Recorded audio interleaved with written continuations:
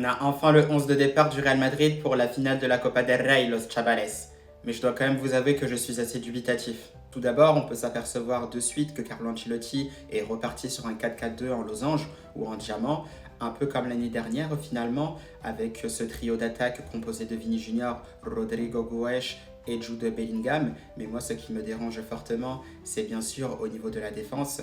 Bien évidemment, il est logique de constater que Carlo Ancelotti est obligé de faire avec ce qu'il a, il est obligé de bricoler, donc bien sûr, c'est Lucas Vazquez en tant que latéral droit avec le brassard de capitaine. Mais moi, ce qui me dérange énormément, c'est la présence de Ferland Mendy au poste de latéral gauche titulaire après à peu près 6 semaines d'absence.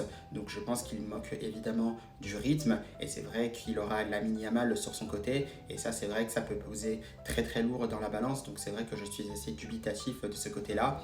Bien évidemment, c'est un choix, c'est un risque pris par Carlo Ancelotti. C'est vrai que pour ma part, j'aurais bien vu Fran Garcia parce que d'une part, il le mérite. Ça aurait été un peu mieux que David Alaba qui n'est plus à l'aise sur ce poste-là, donc en tant que latéral gauche. Et Fran Garcia, si c'est vrai qu'on ne le lance pas dans de grands bains, bah finalement, on ne saura jamais. Donc un peu dommage, assez dubitatif de ce côté-là. Finalement, ce sera Ferland Mendy, à voir ce que ça va donner. On sait quand même qu'à ce poste-là, le latéral gauche quand même est une valeur sûre pour le Real Madrid. Il a apporté entière satisfaction précédemment. Il est capable de sortir évidemment un match plus que correct, même en revenant de blessure. Donc on a hâte de voir ce qu'il se passera. Et bien évidemment, Kylian Mbappé qui commencera sur le banc, il ne serait pas forcément totalement remis de sa blessure à la cheville, à voir s'il rentrera ou non en cours de match.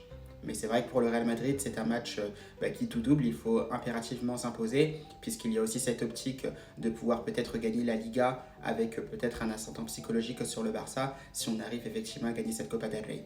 Mais tout est possible dans le football, on ne sait pas ce qui va se passer, donc à voir. Et bien sûr, c'est un Real Madrid qui n'est pas favori du tout, c'est évidemment le Barça qui tourne beaucoup mieux cette saison. Maintenant, la réponse, comme j'aime le dire, elle est sur le terrain, à voir ce qu'il va se passer. N'hésitez pas d'ailleurs à dire vos pronos en commentaire et surtout, à la Madrid!